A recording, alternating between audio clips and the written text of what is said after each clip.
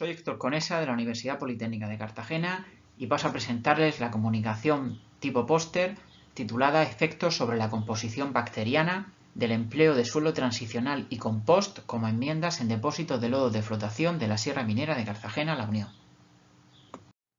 Los depósitos de lodo de flotación o balsas mineras constituyen uno de los principales problemas medioambientales en las antiguas zonas de minería metálica. Estos depósitos suelen presentar propiedades físico-químicas poco favorables para el crecimiento de vegetación, como ausencia de estructura edáfica, elevada salinidad, elevadas concentraciones de metales y metaloides o bajos contenidos en nutrientes y materia orgánica, lo que mantiene sus superficies desnudas y expuestas a los agentes erosivos. El fitomanejo consiste en el empleo de vegetación para estabilizar la superficie de las balsas mineras, fijando el suelo y favoreciendo mecanismos naturales de sucesión que permitan la consecución de una cubierta vegetal sostenible.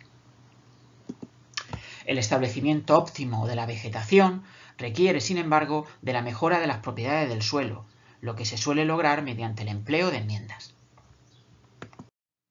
El estudio se llevó a cabo en el Distrito Minero de Cartagena, La Unión, situado en el sureste de la comunidad autónoma de la región de Murcia.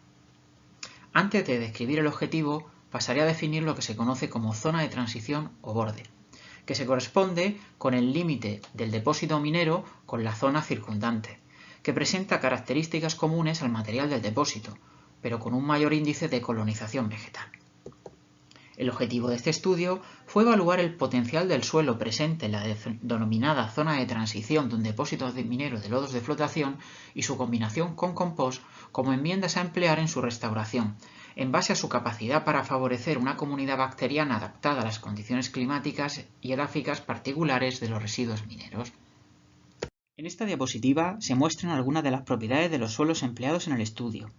Se destacan los elevados valores de conductividad eléctrica del residuo minero y especialmente del compost, las elevadas concentraciones de metales en el residuo minero y en el suelo de transición, y el elevado contraste en los contenidos de carbono orgánico y nitrógeno total entre el suelo minero y las enmiendas empleadas.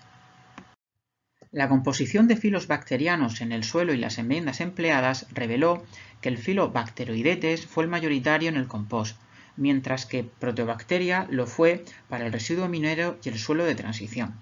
Al comparar el residuo minero con el suelo de transición, este último mostró mayores abundancias relativas de Acidobacteria, Bacteroidetes y Planctomicetes, filos que se encuentran muy relacionados con la descomposición de la materia orgánica.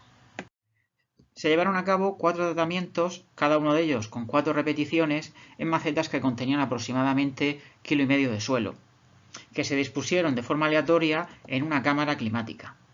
Se tomaron muestras para la caracterización edáfica y bacteriana en los meses 1, 3 y 6.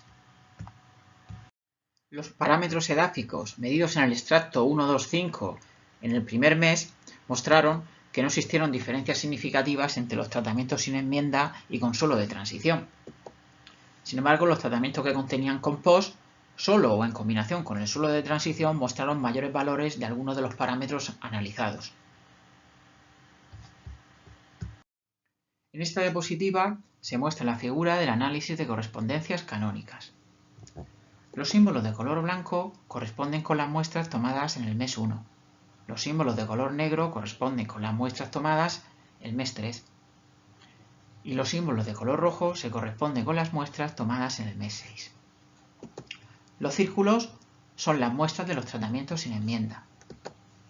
Los rombos son las muestras de los tratamientos con suelo de transición.